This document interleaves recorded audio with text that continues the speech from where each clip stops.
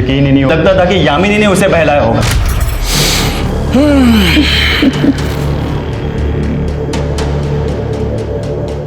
झालं ना की मस्त वाटतं। अरे अरे वहाँ कोई है। वहाँ हाँ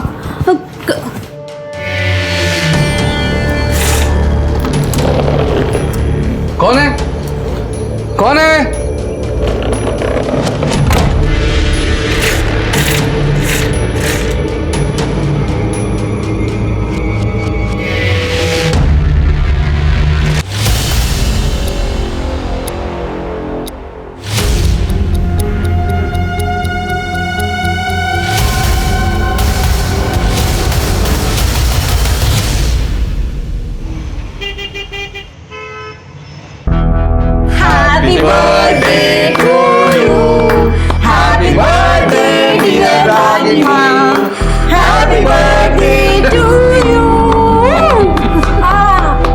हैप्पी बर्थडे। चलो चलो एक सेल्फी लेते प्लीज बुआ। स्माइल तो करो आप ना हमेशा ऐसे सैड सैड रहते हो। मामा चलो एक्सक्यूज मी एक मिनट। हेलो हम दोनों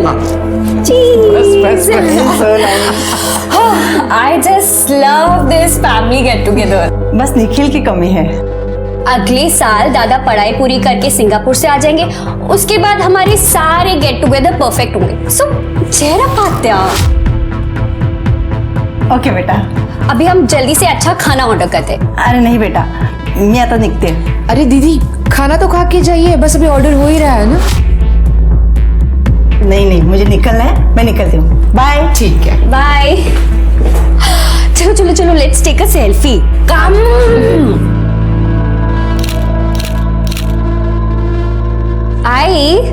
मैंने राइस नूडल्स और मोमोज ऑर्डर किया। मोमोज और कर दूं? हाँ कर दे, बढ़ा दे। बाबा अब आप कहाँ जा रहे हो? कहाँ मतलब? मुंबई जा रहा हूँ। पर- काम है, मीटिंग्स है। पर बाबा एक मिनट रहने दे दिशा, मीटिंग्स मुझसे ज्यादा इंपॉर्टेंट है ना।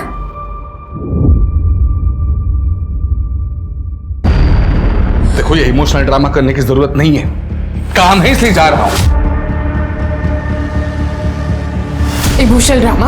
मैं कर रही हूँ इमोशनल ड्रामा या आप कर रहे हैं इमोशनल ड्रामा? देखो तुम बाबा प्लीज ताई का मूड मत खराब करो ना प्लीज। मूड खराब ना हो इसलिए जा रहा हूँ मुंबई। अच्छा हर हफ्ते हम लोगों को यहाँ पे अकेला छोड़ के मुंबई जाते ही हो ना। अगर एक हफ्ता नहीं जाएंगे तो क्या फर्क पड़ जाएगा? फर्क पड़ेगा, मेरा काम रुक जाएगा, पैसा नहीं मिलेगा। समझ में नहीं आती बात? ये जो केक काटा ना, ये जो खाना ऑर्डर किया जा रहा है वो मेरे पैसे से किया जा रहा है। मैं दिन रात मेहनत कर रहा हूं ताकि आप लोगों को अच्छी जिंदगी दे पाऊं। समझ नहीं रहे? देखो पहले ड्रामा कौन कर रहा है। बाबा बाबा बाबा बाबा प्लीज रुक जाइए ना, क्या कर रहे हैं आप? तुम मुझे मत सिखाओ क्या करना है क्या नहीं करना है। नहीं रुक जा, जाने दे। हम जिए मरे इन्हें कुछ फर्क नहीं पड़ता। देखो ये नाटक बंद करो। नाटक? और आप ये सब कुछ जो सुनाया ना, आप पैसे खर्च करते तो उपकार नहीं कर रहे, सब पता। बस तुम भी कोई एहसान नहीं कर रहे हो मेरे ऊपर। यह है ना, यहाँ पाल पोस रहा हूं ना, रहो खाओ खुश रहो। ये बिजनेस मेरी प्रायोरिटी है, तुम्हारे इमोशनल ड्रामे में अटक कर मैं मेरा बिजनेस डुबा नहीं सकता। मेरा बिजनेस में क्यों रुके हो? निकल जाओ घर से। तो जा रहा हूं ना, क्यों अड़ा रहे हो मुझे? निकलो अभी, क्या भी निकल हाँ, जा रहा हूं मैं, जा रहा हूं।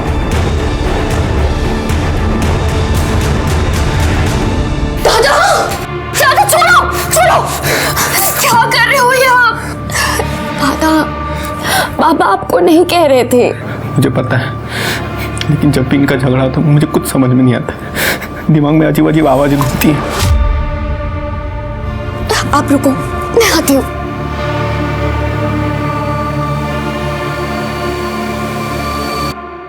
दादा ये चॉकलेट खाओ, आपका दर्द कम हो जाएगा। ये लो खाओ। देखो अभी मैं ना आपकी दवाई लगाऊंगी, सब ठीक हो जाएगा।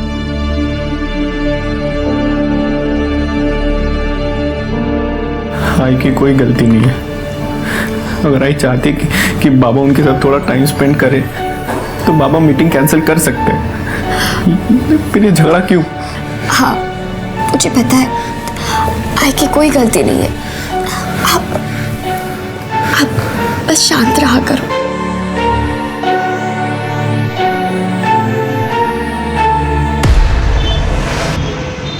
यार यामिनी, मैं बहुत परेशान हो गई हूँ। मतलब पापा क्यों नहीं समझते कि वो दादा के साथ क्या कर रहे हैं। त्रिशा, परेशान मत हो, सब ठीक हो जाएगा। मुझे घर के माहौल से घुटन होने लगी है, पता है। त्रिशा त्रिशा त्रिशा, सी ऐसी सिचुएशंस ना लाइफ में आती है और जाती है। ऐसे परेशान नहीं होते यार। और ये रोना धोना बंद कर, ओके? अब अच्छे से स्माइल दे।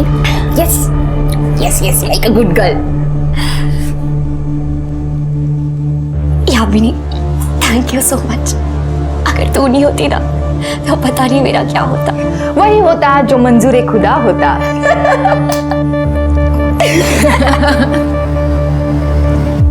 गहरी सांस लें और अपना ध्यान सांस पे केंद्रित करें और इसी के साथ अपने कॉन्शियसनेस यानी अपने अंतर मन में झांकिए। नमस्कार, मैं सर्वेश। मैं एक योगा एक्सपर्ट और स्पिरिचुअल हीलर हूं। आपको अगर मेरी ऑनलाइन क्लासेस ज्वाइन करनी है तो नीचे दिए हुए नंबर पे कॉल कीजिए। धन्यवाद।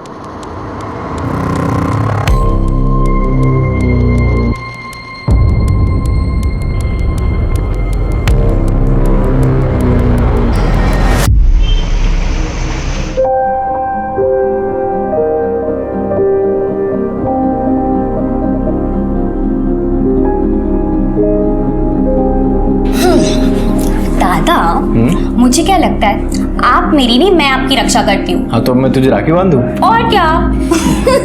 बच्चा हो गया रक्षाबंधन? आत्या, नमस्ते। खुश रहो बच्चा, खुश रहो। दादा, मेरा गिफ्ट किधर है? गिफ्ट है ना, सरप्राइज भी है, आजा देता हूँ। चलो।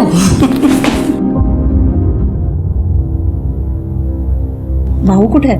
मुंबई आएंगे थोड़ी देर में। रागिनी, भाऊ तो काम के लिए ही जाता है ना मुंबई, उसमें मुंह सुझाने वाली क्या बात है? भाई है ना आपके, आप तो उन्हीं की साइड लेंगी, मगर मैं भी बीवी हूँ उनकी। और एक बीवी बहुत अच्छी तरीके से जानती है जब उसके पति का ट्रैक गलत हो जाता है। और आप भूल रही है, औरतों को सिक्स सेंस भी होता है। सिक्स सेंस नहीं, उसे स्टुपिडिटी कहते हैं।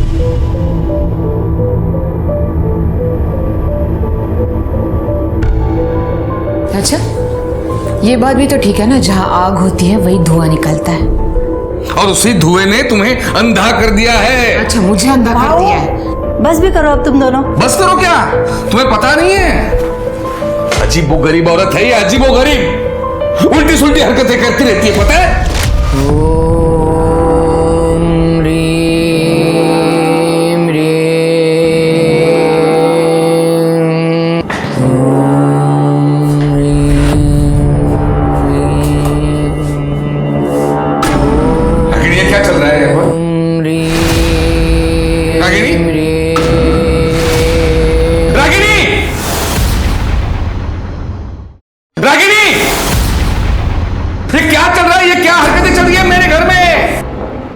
ये क्या कर दिया आपने? हाँ, मेरी साधना को भंग कर दिया आपने। बस, मैं ठीक हूं और आज के बाद आप अलग कमरे में सोएंगे। ये मेरी पूजा का कमरा है और यहाँ पर आज के बाद मेरे अलावा और कोई नहीं आएगा।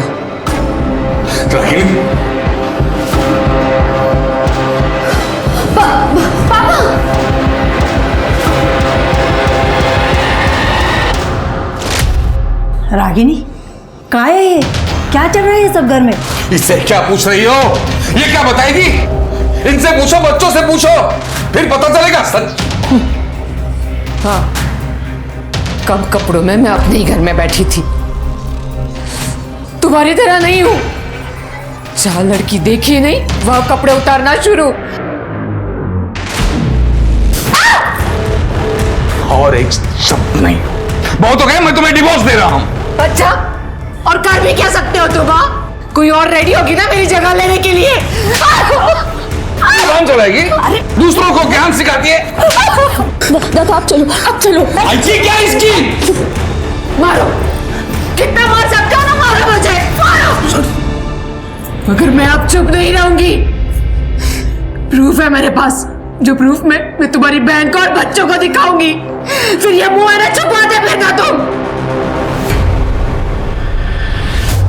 आज के जमाने में धोखा, विश्वासघात और मारपीट कई परिवारों की रोज की जिंदगी का हिस्सा बन गया है, जिसका नतीजा ये होता है कि आपसी विश्वास ना होने की वजह से उन घरों में दरिद्रता, दुख और कड़वाहट इस हद तक जगह बना लेती है कि लोग रिश्ते को खत्म करके अलग होना बेहतर समझते हैं। लेकिन जब अनबन के बावजूद एक ही छत के नीचे रहना पड़े तो घर के सदस्य की एक गलती पूरे परिवार को मुश्किल में डाल देती है। जहां रागिनी को टोने टोटके में राहत मिलती थी, वहीं राजवीर घर में फैली निगेटिविटी से खुद को बचाने के लिए अपने आप को तकलीफ देता था। त्रिशा ने आज तक राजवीर का बचाव किया, लेकिन अगर किसी दिन त्रिशा से भी चूक हो गई तब क्या इस परिवार को कोई बचा पाएगा? सर राजवीर, मेरा बेटा सैटरडे से मिसिंग है सर। क्या उम्र है उसकी? उसकी 21 साल। तो आपने 2 दिन वेट क्यों किया? सर मुझे भी वाकई पता नहीं था। मतलब मैं मंडे टू फ्राइडे कोल्हापुर में रहता हूँ और वीकेंड में मुंबई में। एक्चुअली यहाँ मेरी गारमेंट मैन्युफैक्चरिंग की फैक्ट्री है और मेरे सारे होलसेलर्स मुंबई में हैं। तो वीकडेज में यहाँ काम करके मैं वीकेंड में मुंबई जाता हूँ मीटिंग्स के लिए। तो वैसे मैं फ्राइडे शाम को गया था सर मुंबई, और आज मैंने आकर देखा तो राजवीर है नहीं। आपके घर में कौन कौन होता है? मेरी वाइफ और मेरी बेटी। लेकिन मेरी बेटी भी वीकेंड पर यहाँ नहीं थी, वो अपनी बुआ के घर गई थी फ्राइडे शाम को ही। वो भी आज सुबह वापस आई है। मतलब आपकी पत्नी घर में अकेली थी? जी सर। तो उन्होंने 2 दिन तक नोटिस नहीं किया कि राजवीर घर में नहीं था? मतलब सर मेरा बेटा राजवीर थोड़ा सा अजीब है। अजीब मतलब? अजीब मतलब उसको थोड़ा मेंटली अनस्टेबल है थोड़ा सा। मतलब कई बार कई दिनों तक खुद को अपने कमरे में बंद कर लेता है, अकेला रहता है। तो उस दिन भी वाइफ को लगा कि वो कहीं बाहर गया होगा, कमरे में बैठा होगा, उसने ध्यान नहीं दिया। और कल सैटरडे को भी उसे शाम को लगा कि रात तक वापस आ जाएगा, उसने ध्यान नहीं दिया सर। और आज जब सुबह मैं मुंबई से वापस आया तब देखा कि तब तक भी राजवीर घर नहीं आया था सर। यंग लड़का है, हो सकता है अपने दोस्तों के साथ गया होगा। आपने चेक किया? मैंने कहा ना सर, मेरा राजवीर थोड़ा सा अलग है। वो उसका कोई फ्रेंड्स नहीं है, ना वो किसी से ज्यादा बात करता है। उसका फोन भी उसी के कमरे में पड़ा मिला है सर। मुझे बहुत फिक्र हो रही है, प्लीज मेरी मदद कीजिए प्लीज। सबसे पहले हमें राजवीर का कमरा देखना होगा।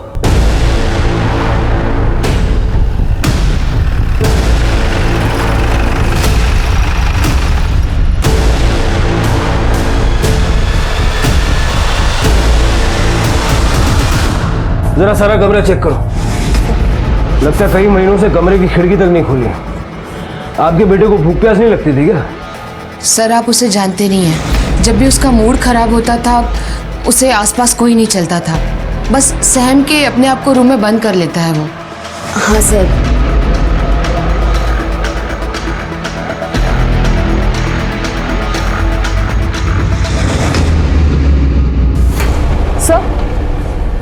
सर ये देखिए क्या मिला है।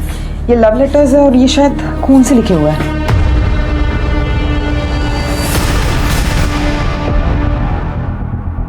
यामिनी? ये यामिनी कौन है? मेरी बेस्ट फ्रेंड है। क्यों? आपके भाई ने चिट्ठियां लिखी है यामिनी को खून से। आई स्वेयर सर, मुझे इसके बारे में कुछ नहीं पता। सर एक फोन मिला है, ये देखिए, एक लड़की की तस्वीर है इसमें। ये यामिनी है? हाँ सर।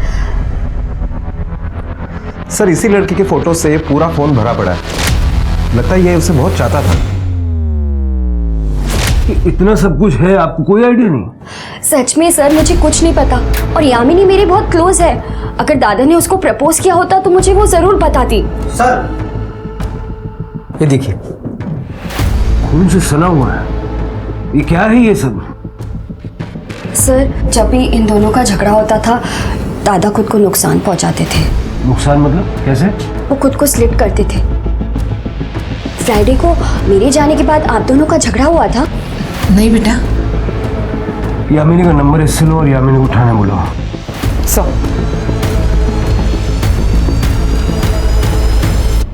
प्यार राजवीर से? नहीं सर। ये चिट्ठियां हमें राजवीर के रूम से मिली हैं और उसने अपने खून से लिखी हैं। सर कसम से मुझे इसके बारे में कुछ पता नहीं। सर त्रिशा मेरी बेस्ट फ्रेंड है, इसलिए अक्सर राजवीर से मिलना होता था, पर ये इसके बारे में मुझे कुछ नहीं पता। सर वैसे भी राजवीर बहुत शर्मीला लड़का था। गुस्से में तुम बड़े डैशिंग लगते हो। तुम भी क्या वो क्या क्या और वैसे भी कभी कभार ही उससे बात होती थी बस। हो सकता है कि तुम्हारे बॉयफ्रेंड को इस सब के बारे में पता लग गया हो और राजवीर के गायब होने में उसका हाथ हो। सर मेरा कोई बॉयफ्रेंड नहीं है, आप किसी से भी पूछ सकते हो। ठीक है, जा सकती हैं आप। जी सर। गायकवाड़, ये यामिनी कितना सच बोल रही है जरा पता करो, और ये भी चेक करो कि रागिनी और उसके हस्बैंड के बीच तालमेल क्यों नहीं है, और त्रिशा की सीडीआर निकालो। Okay sir.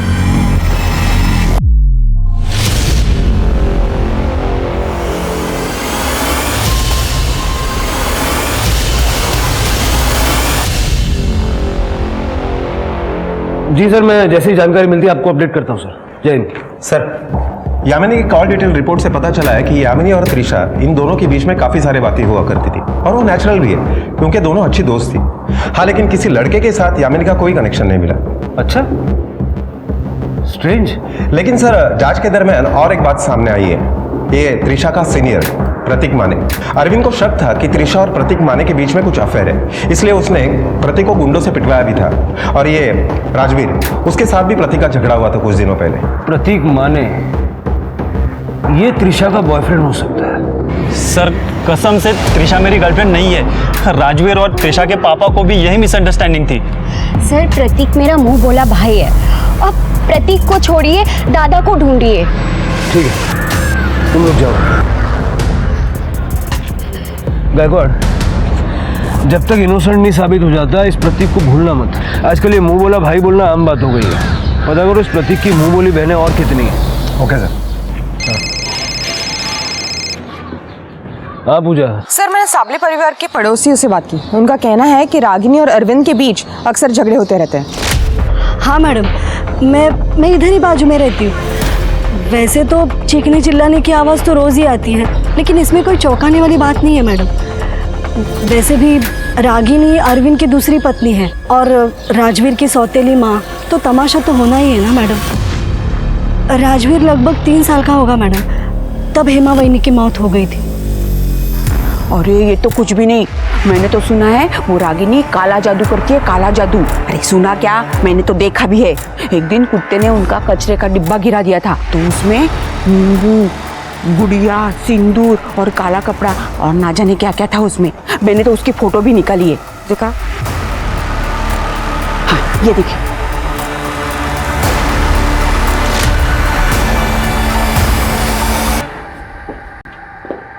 ये सब क्या है जरा समझाएंगे? ये सारा मटेरियल आपके घर के पीछे से निकला है। जी, ये सच है कि मैं काला जादू सीख रही हूँ। कहाँ, किससे? Online classes. सर्वेश। ये काला जादू क्यों सीख रही हैं आप, कोई खास वजह? घर की सुख शांति के लिए। घर की सुख शांति तो आपको मिल गई होगी ना, आपके हस्बैंड को दूसरे कमरे में शिफ्ट करके। आपके घर की तलाशी लेनी है हमें। गायकवाड़, जरा भगाना सगड़े कड़ा।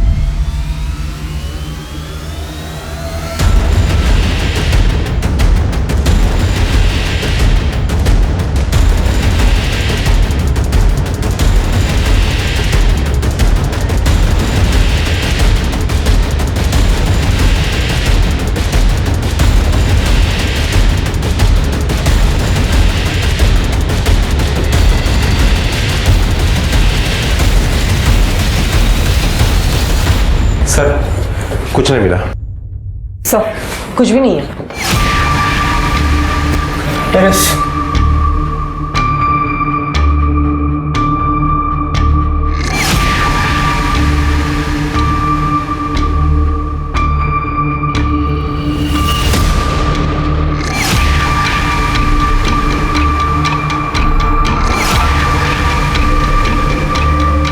पूजा बग जरा है।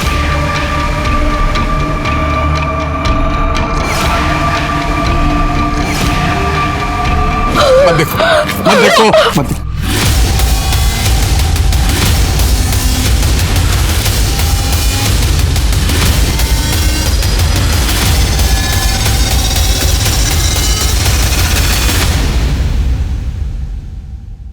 सर लगता है बॉडी को तेल में उबाला गया है। राजवीर, मैं कैसे कह सकता हूँ सर? गायकवाड़, ये जो रिमेन्स हैं इनको पोस्टमार्टम के लिए भेजो। रिका में सर सारे छत पे जरा अच्छे से चेक करो, देखो कुछ मिलता है क्या। Yes sir.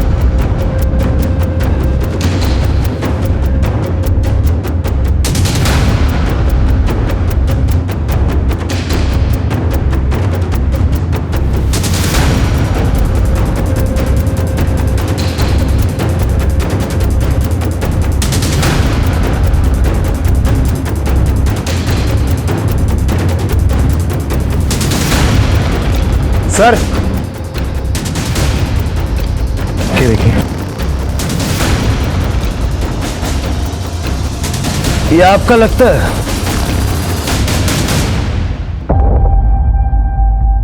ये देखिए, मैंने कहा था ना वो रुद्राक्ष मेरा नहीं है। ये रही मेरी रुद्राक्ष की माला, पूरे 108 है, देख लीजिए, और शेड भी अलग है।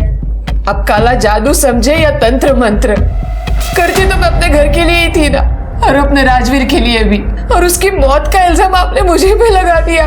देखिए ऐसा है, जब ये हुआ तो आप घर में अकेली थी और आप चाहती है हम ये मान ले कि आपने ना कुछ देखा ना सुना। फ्राइडे नाइट को मैंने और राजवीर ने खाना खाया और फिर मैं अपने कमरे में सोने के लिए चली गई। सैटरडे को सुबह तो मैं सत्संग चली गई थी सर। अब चाहिए तो सत्संग में जो लोग आए थे उनसे इंक्वायरी कर सकते हैं। ये सत्संग से आप कब वापस आई? सैटरडे नाइट को। सैटरडे को जब मैं सत्संग से वापस आई तो राजवीर का कमरा बंद था। फिर मैंने सोचा मैं संडे को सुबह बात करूंगी और मैं सोने के लिए चली गई। राजवीर, संडे को जब मैं उसके कमरे में गई तो वो वहां पे नहीं था। मुझे लगा कहीं बाहर गया होगा, इसलिए मैंने उसे फोन किया, मगर मैंने देखा उसका फोन कमरे में ही था।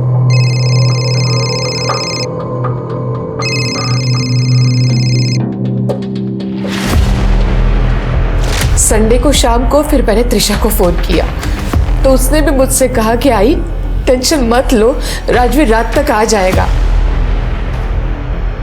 फिर मैं सोने के लिए चली गई ये सोचकर कि उसे लेट हो जाएगा। फिर मंडे को सुबह जब मैं उठी और मैंने देखा तब भी राजवीर अपने कमरे में नहीं था और उसी वक्त अरविंद घर पे आ गए। क्या तुमने उसे 2 दिन से नहीं देखा? गॉड, कहाँ गया होगा? और फिर उसके बाद अरविंद पुलिस स्टेशन चले गए। सर, आपको क्या लगता है ये रागिनी सच बोल रही है? पूजा, ये जो काला जादू वाली जो हरकतें हैं उसकी वजह से अगर वो सच बोल भी रही है तब भी उसकी बात पे यकीन करना मेरे लिए मुश्किल है। हमें इस महाराज से मिलना होगा। गायकवाड़, मुंबई चलने की तैयारी करो। Okay sir. सर वो सरफिरी औरत है, बकवास कर रही है वो। और एक बात मैं आपको क्लियर कर दूं, मैंने आज तक कभी काला जादू किया नहीं है और ना ही मैं सिखाता हूं। मैं एक वेल रेप्यूटेड योगा टीचर हूं और सेल्फ हीलर भी हूं। आज तक मैंने जिन लोगों की मदद की है आप उनसे जाके पूछ सकते हो। जाहिर सी बात है कि आप ये काला जादू खुलेआम तो सिखाते नहीं होंगे, कहीं ये योगा और हीलिंग की आड़ में तो ये सब काम नहीं करते। रागिनी ने हमसे साफ शब्दों में ये कहा कि वो आपसे काला जादू सीख रही है। कुछ भी बोल रही है वो, बल्कि रागिनी ने मेरे पास ऑनलाइन सेल्फ हीलिंग का कोर्स ज्वाइन किया था। एक दिन मैं ऑनलाइन क्लास ले रहा था तब अचानक से उसने, ये क्या कर रही हैं आप? अब हॉट योगा के लिए रेडी हो जा। रुक जाइए, रुक जाइए, देखिए ये सब बंद कीजिए।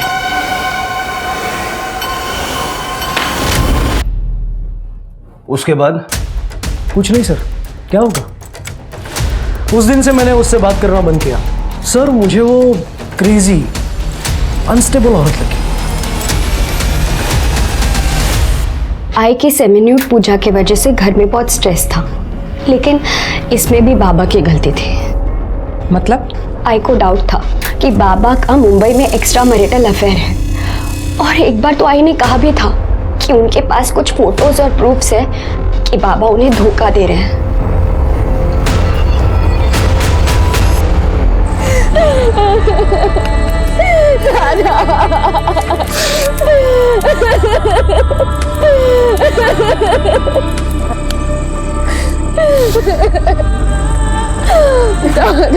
मामा जी संभालिए अपने आप को। ये कौन? सर ये दमयंती का लड़का है, सिंगापुर में रहता है, अंतिम संस्कार के लिए आया था।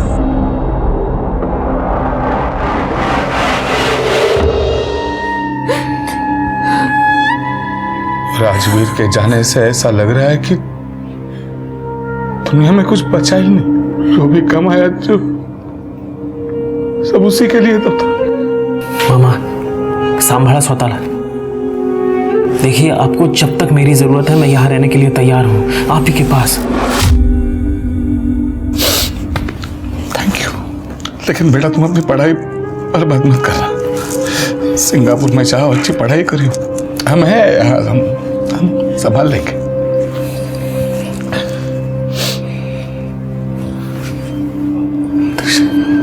बेटा एक अच्छा लड़का देख के तो शादी कर ले तू। हम सबको संभालने के लिए कोई तो चाहिए ना बेटा। अब तो तुझसे ही सारी होप्स है।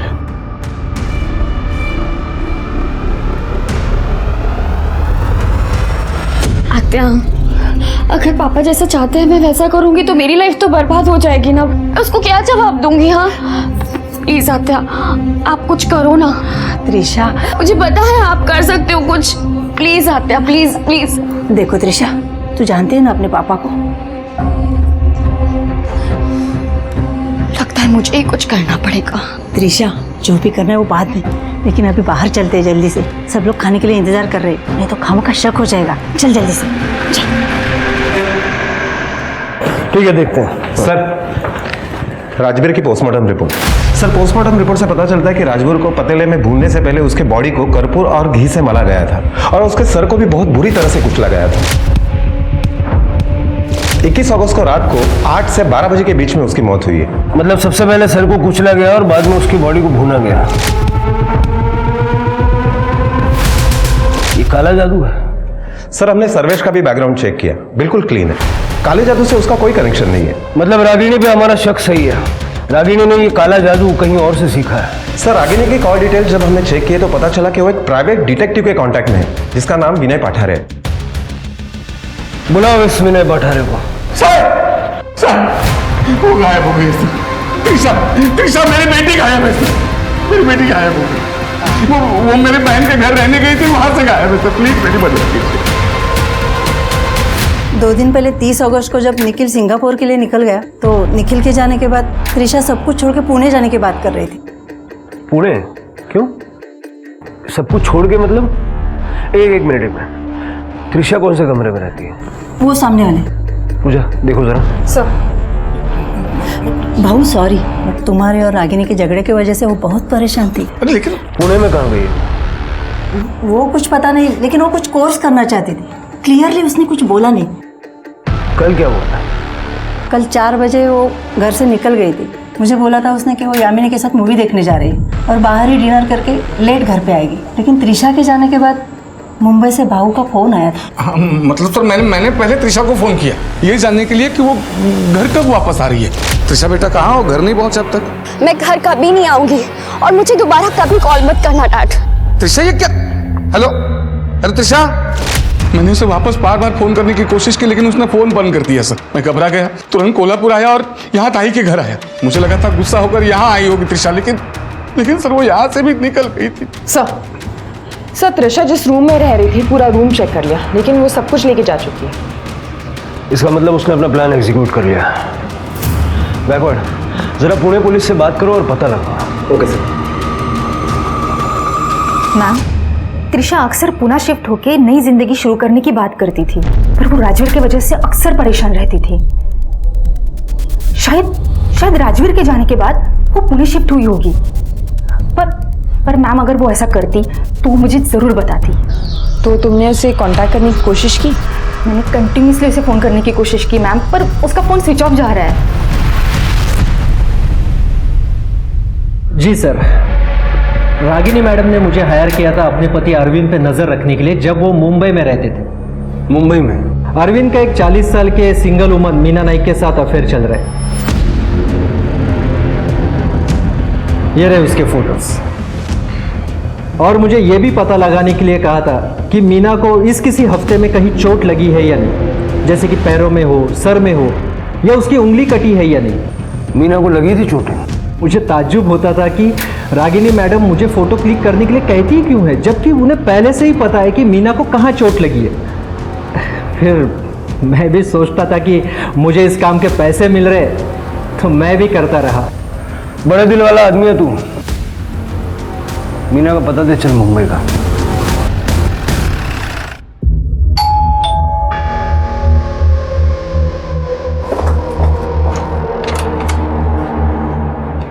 मीना जी। जी अरविंद साबड़े को जानती हैं आप? जी,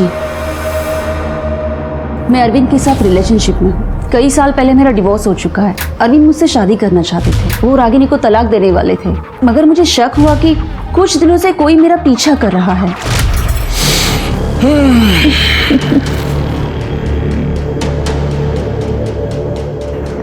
मस्त वाटतं। अरविंद वहाँ कोई है? वहाँ? हाँ।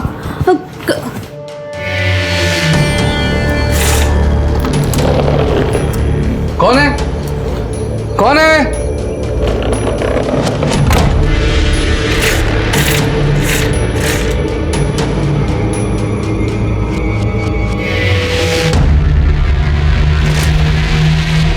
ये जो आपको हाथ में और सर पे चोटें लगी हैं, इसके लिए अरविंद जिम्मेदार है? हाँ? नहीं, अरविंद मुझे कभी चोट नहीं पहुंचा सकते। तो ये चोटें आपने अपने आप को खुद पहुंचाई? नहीं, पता नहीं कुछ दिनों से क्या हो रहा है। मैं ऐसे चलते फिरते टकरा जाती हूँ, कभी पैर में चोट आ जाती है, कभी हाथ में तो कभी सर पे। ऐसा लग रहा है कि कोई मुझ पे काला जादू कर रहा है। अरविंद ने मुझे बताया था कि उसकी बीवी रागिनी काला जादू टोना करती है। कहीं ऐसे तो नहीं कि वही मुझ पे ये जादू टोना कर रही है।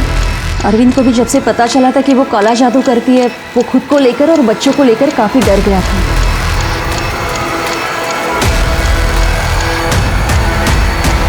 सर, मेरे गांव में जो ये जादू टोना करते हैं वो सब लोग ये चीज़ें करते रहते हैं। क्या बात करती हो पूजा? आजकल के ज़माने में कौन इन चीज़ों पे विश्वास करता है? अरे सर, सच में जो लोग ये जादू टोना करते हैं ना, वो खुद को चोट पहुंचाते हैं ताकि वो जिनको चोट पहुंचाने की कोशिश कर रहे हैं ना, उनको भी उसी जगह पे चोट पहुंचे। सीरियसली पूजा, तुम इन सब चीज़ों पे विश्वास रखती हो? सर, मैं बस यही कहने की कोशिश कर रही हूँ कि हो सकता है ये मीना सच बोल रही हो। पूजा, इस जमाने में काला जादू ऐसी कोई चीज़ नहीं होती। हेलो, ठीक है सर। गणेश नगर एरिया में एक फीमेल की डेड बॉडी मिली है।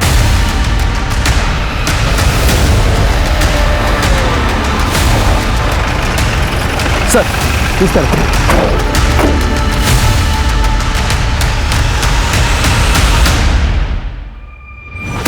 बघ जरा, बघ ना, बघ।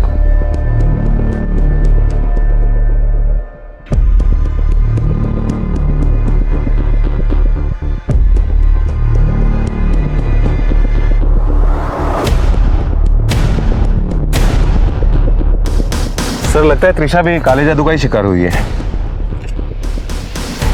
दिखता तो ऐसे ही है, लेकिन मुझे लगता है कि ये जो रंगोली बनाई है ना, ये त्रिशा की डेड बॉडी को डंप करने के बाद बनाई गई, ताकि त्रिशा और राजवीर की मौत में कनेक्शन दिखाया जा सके। सर, त्रिशा का गला दबा के उसे मारा गया है। इसकी गर्दन ट्विस्टेड है। फैमिली को बुलवा के आइडेंटिफिकेशन करवा लो। Okay sir. त्रिशा के मर्डर से पुलिस सख्ते में आ गई थी। क्या त्रिशा भी काले जादू की शिकार हुई थी, या फिर उसकी मौत की वजह कुछ और थी?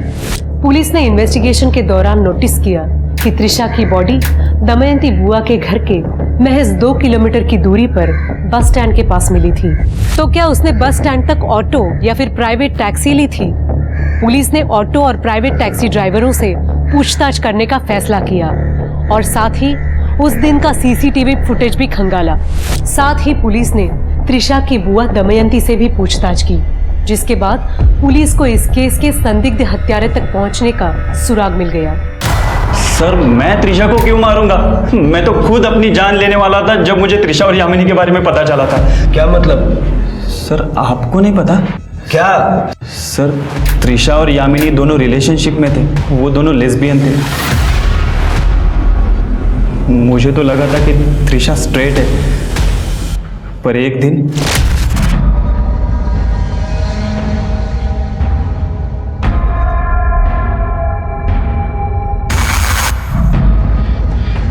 मुझे यकीन ही नहीं हुआ कि त्रिशा लेस्बियन है। मुझे लगता था कि यामिनी ने उसे बहलाया होगा। वो दोनों दमयंती बुआ के घर मिलते थे। इनफैक्ट बुआ को उनके रिलेशन के बारे में पता था और एक दिन मैंने यामिनी से भी इस बारे में बात की थी। तू त्रिशा की जिंदगी से दूर रह समझे, वरना जान से मार दूंगा। हेलो, तेरी हिम्मत कैसे हो यामिनी से ऐसे बात करने की? हाँ त्रिशा संभल जा, हमारे सोसाइटी में ये सब एक्सेप्टेबल नहीं है। हमारे संस्कार ये नहीं सिखाते। तू होता कौन है मुझे संस्कार सिखाने वाला? त्रिशा मेरी बुआ इस जनरेशन की नहीं है, फिर भी वो मुझे सपोर्ट करती है। मैं तुझे भाई मानती हूँ, इसका मतलब ये नहीं है कि तू भाईगिरी दिखाएगा यहाँ पर। त्रिशा लेकिन Just leave from here. मैं तुझे इस गंदगी में नहीं रहने दूंगा, चाहे जो हो जाए। और जब त्रिशा ने तेरी धमकियों पे ध्यान नहीं दिया तो उसे मार दिया? नहीं सर, मैं उसे मारना तो दूर, चोट भी नहीं पहुंचा सकता था सर, क्योंकि क्या? क्योंकि सर मैं उससे बहुत प्यार करता था और ये ज़बरदस्ती मुंह बोला भाई वाला टैग भी हटा देना चाहता था। मुझे गुस्सा आया था जब मुझे पता चला उसके और यामिनी के रिलेशन के बारे में, पर सर मैं कभी उसे मार नहीं सकता सर। बिठा के रखो इसे। सर पोस्टमार्टम रिपोर्ट से ये क्लियर हुआ है कि त्रिशा की मौत गला दबा के हुई, उसकी गर्दन टूटी हुई। सर फोर्स सेक्स या रेप का कोई भी साइन नहीं है। चल के अरविंद और दमयंती से बात करता हूँ। अगर बुआ त्रिशा के इस रिश्ते के बारे में जानती थी तो उसने हमें क्यों नहीं बताया?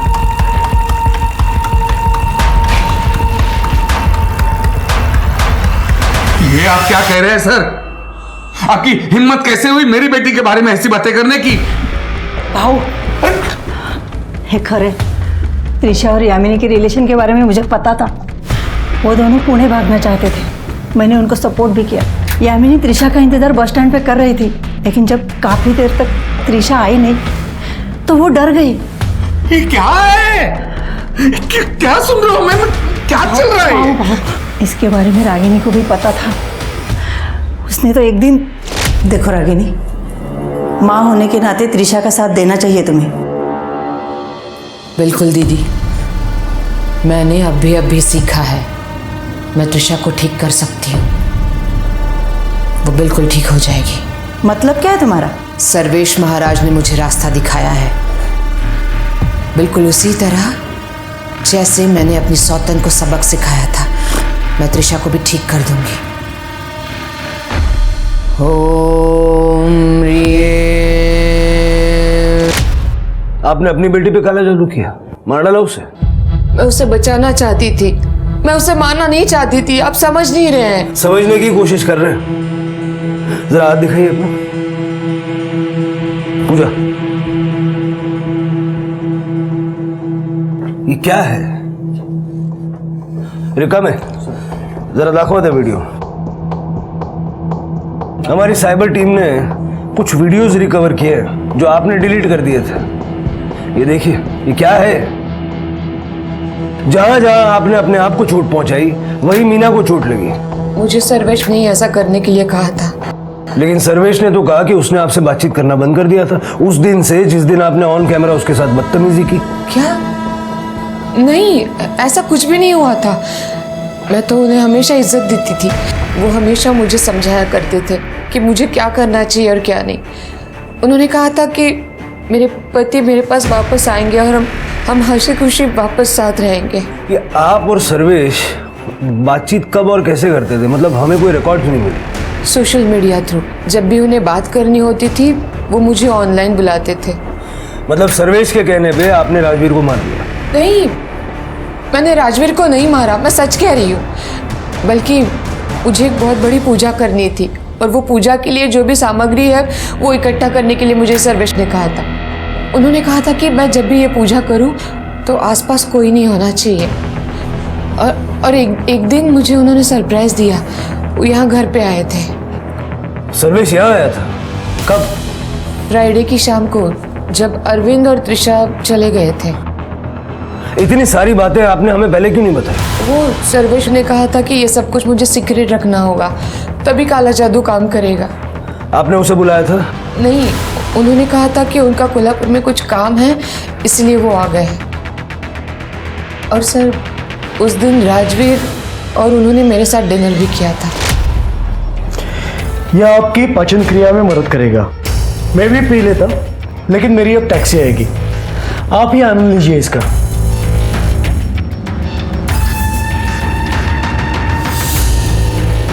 अब आप सोने जाइए, टैक्सी आते ही मैं निकल जाऊंगा। आप जाइए, मैं इनके साथ रहता हूँ।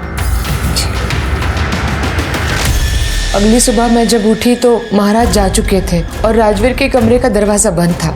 मुझे लगा वो सो रहा है, फिर मैं सत्संग चली गई। और बाकी सब कुछ तो मैं आपको पहले ही बता चुकी हूँ। आपकी बातों में कितनी सच्चाई है ये जब तक हम लोग पता लगाते हैं। आप हमारी निगरानी में रहेंगे। पूजा, कौन सा रहना? सर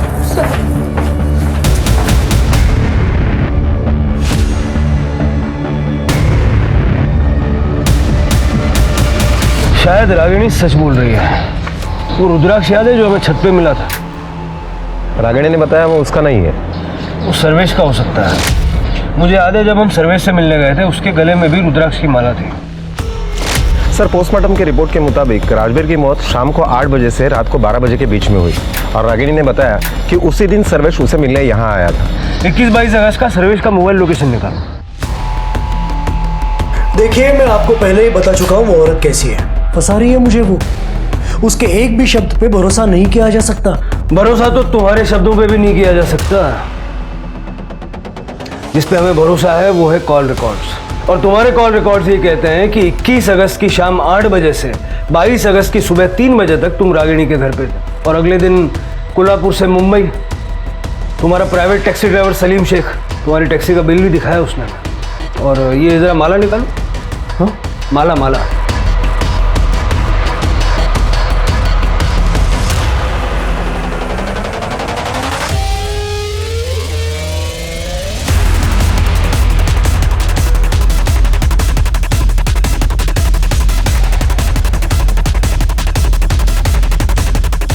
ये भी तो भूल गए थे आप रागिनी की छत पे। अब सीधा सीधा सब कुछ बताओगे या तुम्हारी हीलिंग हम शुरू करें? हाँ, मैं गया था रागिनी के घर।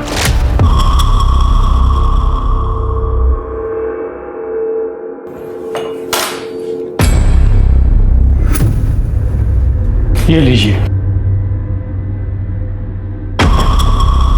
यह आपकी पाचन क्रिया में मदद करेगा। मैं भी पी लेता, लेकिन मेरी अब टैक्सी आएगी। आप ही आनंद लीजिए इसका।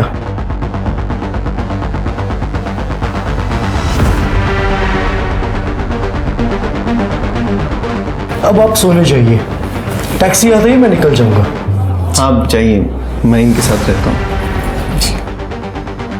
उस रात रागिनी अपने कमरे में चली गई और यहाँ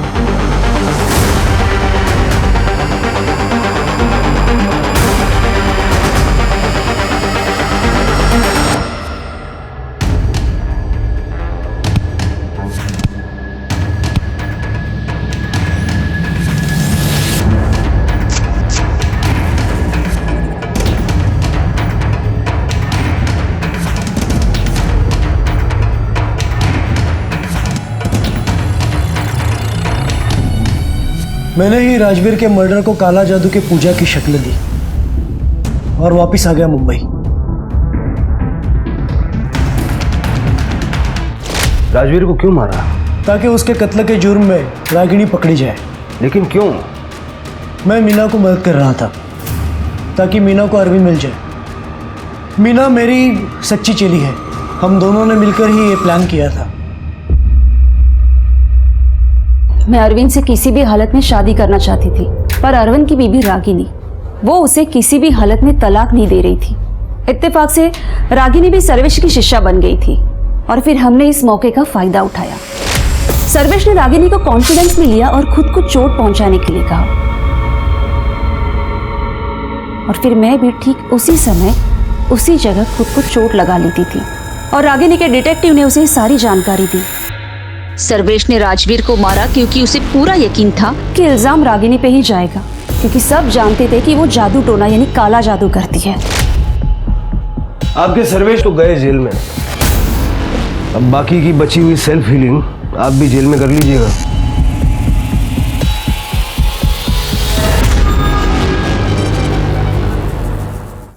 सर, एक ऑटो ड्राइवर मिला है। मर्डर वाले दिन उसने त्रिशा को देखा था। जब मैंने त्रिशा के बारे में उससे पूछा तो उसने कहा कि त्रिशा ने किसी और के साथ उसका ऑटो शेयर किया था। आना देना। Yes sir. सब 20-22 साल का लड़का था। वो लड़की ऐसे रोड के साइड पे इंतज़ार कर रही थी तो लड़के ने उसको देखा और मेरे को रिक्शा रोकने के लिए बोला। अरे यार, मेरी एक प्रॉब्लम हो गई है, सॉल्व करनी है, हेल्प करेगी क्या? हाँ चलो ना। आजा। फिर सब उन दोनों ने रिक्शा में ज़्यादा बात नहीं किया तो मैंने उनको गणेश नगर छोड़ा और वहाँ से निकल गया। प्रतीक से फोटो दिखवाना।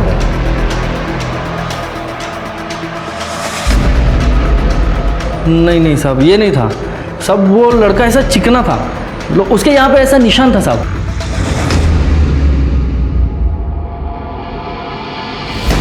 बैकवर्ड। यही था साहब, यही था।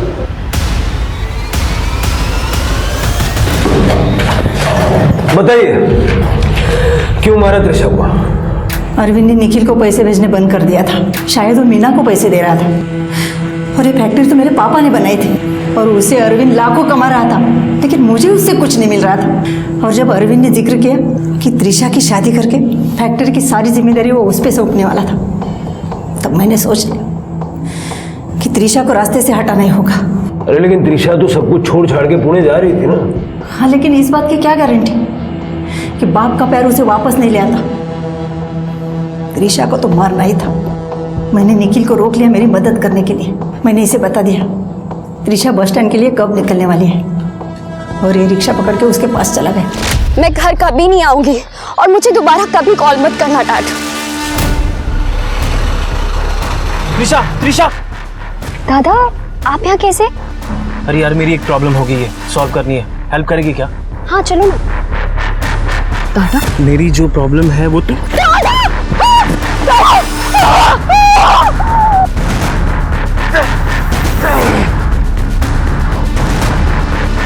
हमें पूरा यकीन था कि पुलिस रागिनी मामी को ही गिरफ्तार करेगी, इसीलिए मैंने त्रिशा को मार के उसके आजू बाजू में काला जादू का सामान बिछा दिया और उसका फोन जला दिया।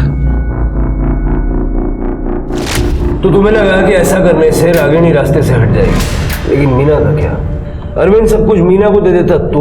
हम लोग ने मीना और अरविंद को मारने के प्लान पे भी काम करना शुरू कर दिया था। अरे वो सब तो हमारा था, मेरा और मेरे बेटे का था, वो हमें मिलना चाहिए था। संपत्ति के मोह में तुम दोनों माँ बेटे किस हद तक जाने के लिए तैयार हो चुके हो, इस बात का रियलाइजेशन है तुम्हें? अपनी जिंदगी में सब कुछ सही करने की चाहत ने रागिनी को मीना और सर्वेश के हाथों की कठपुतली बना दिया था। मीना एक नए पार्टनर के साथ अपनी जिंदगी फिर से शुरू करना चाहती थी। ये बात तो समझ में आती है, लेकिन राजवीर की लाश पर अपने सपनों का महल खड़ा करना ये भी साबित करता है कि इंसान भले ही दिन ब दिन अमीर होता चला जाए, लेकिन मॉरली और इमोशनली वो बैंकरप्ट और दिवालियाई होता जा रहा है। भावनाओं से भरे हमारे मन का इस तरह निर्मम और बंजर हो जाना सचमुच भयावह है। अब मैं सोनाली कुलकर्णी आपसे विदा लेती हूँ। फिर मिलेंगे क्राइम पेट्रोल सतर्क में एक नए केस के साथ। तब तक अपना और अपने परिवार का ख्याल रखिए।